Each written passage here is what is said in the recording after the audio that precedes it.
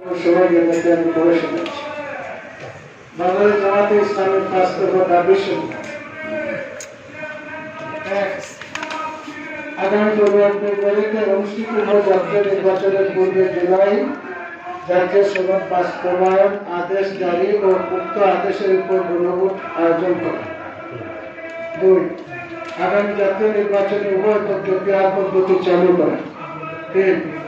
অবাধ সুষ্ঠু বৈধ নির্বাচনের লক্ষ্যে সকলের জন্য লেভেল প্লেইং ফিল্ড নিশ্চিত করা। 4.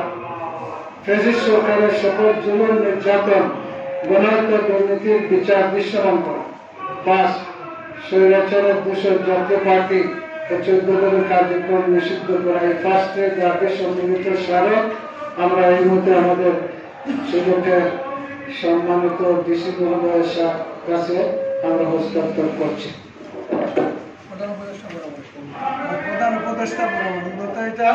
প্রধান উপদেষ্টা ওনার প্রথমিত সেবা আমরা দিচ্ছি।